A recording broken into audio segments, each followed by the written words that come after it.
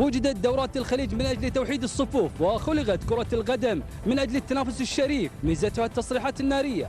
وما بين تصريح هذا وذاك خرج علينا أحد المذيعين في الكويت يصف أبناء المنتخب السعودي ببقايا الحجاج، مما أثار حفيظة المتواجدين في خليج 20 والمقامة حاليا على أرض اليمن السعيد. في كل بطولات العالم ودوراتها الأولمبية يتسلح المشاركون بسلاح الإعلام بغية الاستفادة منه من خلال التأثير على الفرق المنافسة، ولكن ينقلب الإعلام إلى سلاح دمار شامل إذا استخدمه البعض لقتل وطنية البعض الآخر. يرد عليه الإعلام السعودي، لأني أنا رسمي، أنا أمثل الاتحاد السعودي لكرة القدم، أمين عام الاتحاد السعودي لكرة القدم. ما لم يصدر شيء من بشكل رسمي، الشخص من يصرح عن أي شيء يرد عليه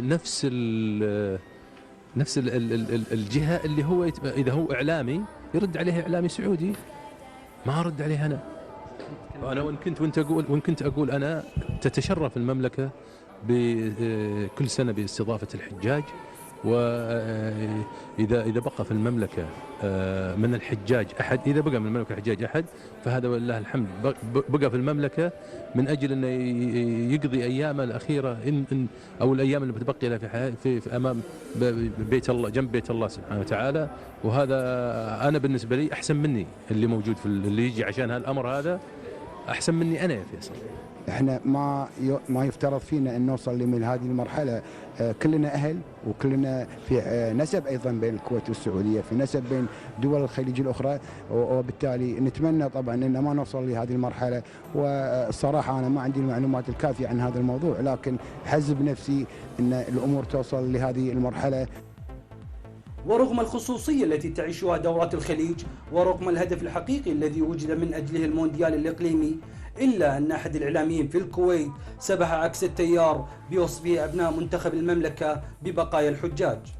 يعني أقول لك البطولات تقام للتقارب، يعني لتقارب الأشقاء الخليجيين، وهي أصلا حتى يعني على ما أعتقد ما هي معترف فيها دوليا يعني كبطولة، لكن التقارب يعني. وأنا أتمنى أن نكون يعني زي ما نكون هنا داخل فندق، صحيح في تنافس شريف لكن نبقى أخوان. وأنت يعني يمكن قبل شوي شفت كنا مع المنتخب الكويتي، مع أي منتخب، مع يعني جميع مع جميع الأشقاء.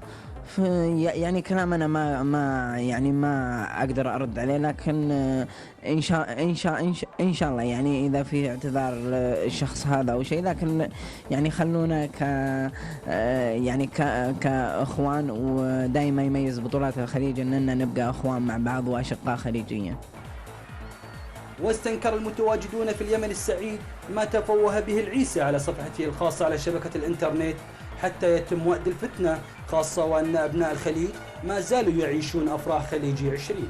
إذا سألتني عن موضوع تصريح صدر من شخص معين، فأعتقد بأن هذا التصريح يعبر عن ذات الشخص الذي أطلق مثل هذا التصريح، ويعبر عن ذاته ويعبر عن شخصه.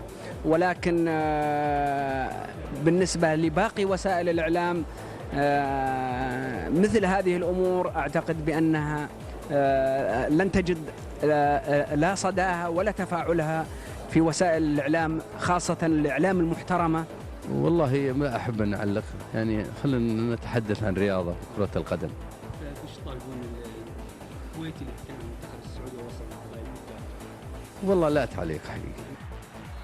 وتجمع المملكة العربية السعودية ودولة الكويت علاقة خاصة ولن يعكر صفوة تصريح صحفي أو خبر إعلامي، لأن قواعد المحبة ضاربة بقوة في أعماق البلدين.